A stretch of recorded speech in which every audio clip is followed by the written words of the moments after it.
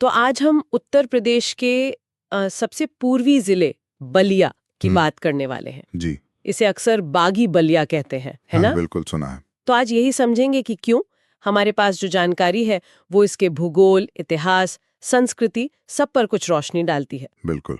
चलिए खोलते हैं इसे, देखते हैं क्या कहानी है इसकी। हाँ, ये देखना हमेशा ही दिलचस्प होता है कि कैसे किसी जगह का भूगोल और इतिहास मिलकर उसकी एक पहचान बनाते हैं। सही। और बलिया तो इसका एक बहुत अच्छा उदाहरण लगता है। तो सबसे पहले इसकी लोकेशन देखते हैं, कहाँ पड़ता है ये नक्शे पर। हाँ, तो ये यूपी के एकदम पूरब में है, बिल्कुल बिहार बॉर्डर पर। अच्छा, बिहार से लगा हुआ। जी।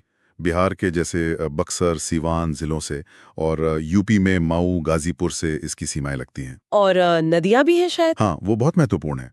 2 बड़ी नदियां हैं, गंगा और घाघरा। ओके। ये नदियां एक तरह से इसे घेरती हैं और इसी वजह से यहाँ की जमीन मिट्टी बहुत उपजाऊ है, जलोढ़ मिट्टी। हाँ, जो नदियों से आती है। जी। और यही चीज वहाँ की खेती अर्थव्यवस्था का बेस है।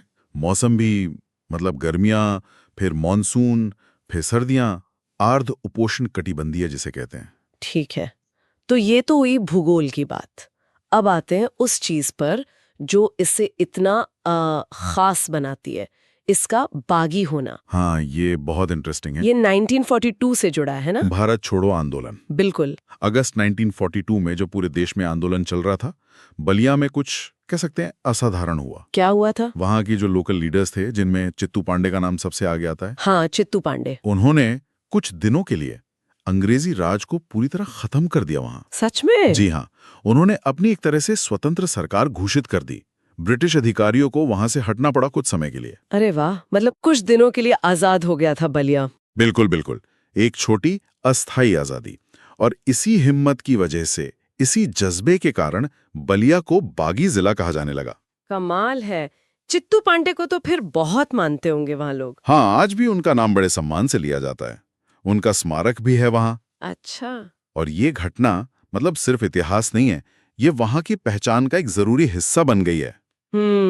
और इसका संबंध उस पूरे बड़े भोजपुरी सांस्कृतिक क्षेत्र से भी है, जिसका बलिया एक हिस्सा है। अच्छा, तो ये जो ऐतिहासिक पहचान है, ये आज की जीवन में कैसे दिखती है? मतलब रोजमर्रा की जिंदगी, संस्कृति में। खेती तो मुख्य है, ये आपने बताया। हाँ, खेती तो है ही।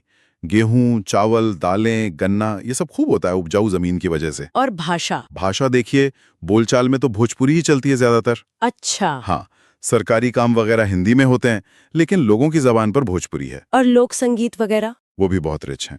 जैसे बिरहा है, जो अक्सर वीरता या सामाजिक बातों पर होता है। कजरी है, जो बरसात में गाते हैं। हाँ, कजरी। त्योहारों में छठ पूजा का बहुत ज्यादा महत्व है। और जो स्थानीय मेले लगते हैं, वो भी सामाजिक जीवन का एक अहम हिस्सा है। मेले? अच्छा, कुछ खास जगहों या मेलों का जिक्र है जानकारी में? हाँ है। एक तो भृगु आश्रम का जिक्र आता है। भृगु आश्रम? ये तो पौराणिक ऋषि भृगु से जुड़ा है। जी बिल्कुल। इससे पता चलता है कि यहाँ की सांस्कृतिक जड़ें कितनी गहरी हैं, कितनी पुरानी हैं। सही बात है। फिर एक सुरहा ताल है। ये एक बड़ी प्राकृतिक झील है और ये एक बर्ड सैंक्चुरी भी है। पक्षियों के लिए बहुत अच्छी जगह है। अच्छा, सुरहा ताल। और हाँ, ददरी मेला, ये तो बहुत ही फेमस है। ददरी मेला? ये पशु मेला है शायद। हाँ, कहते हैं कि ये भारत के सबसे बड़े पशु मेलों में से एक है। हर साल लगता है। व्यापार भी होता है और सांस्कृतिक रूप से भी बड़ा महत्वपूर्ण है। और जाहिर है चित्तू पांडे स्मारक का जिक्र तो होगा ही। जी बिल्कुल। वो तो 1942 के उस विद्रोह और उन स्वतंत्रता सेनानियों की याद दिलाता है। तो अगर हम सब कुछ समेटें तो बलिया सिर्फ यूपी का एक पूर्वी जिला नहीं है। नहीं, बिल्कुल नहीं। ये अपनी जमीन, अपनी भोजपुरी संस्कृति और खास तौर पर 1942 के उस हिम्मत भरे कारनामे का प्रतीक है। भारत की आजादी की लड़ाई में एक जज्बे की मिसाल। और देखिए, ये बात कितनी दिलचस्प है कि इतिहास की बस एक घटना, वो भी कुछ दिनों की, हाँ, वो किसी जगह को इतनी स्थायी पहचान कैसे दे सकती है। ये बागी का टैग जो है, ये सिर्फ नाम नहीं है, ये उस ऐतिहासिक पल की गूंज है। बिल्कुल। और इसी के साथ हम अपने श्रोताओं के लिए एक सवाल छोड़ जाते हैं। हाँ।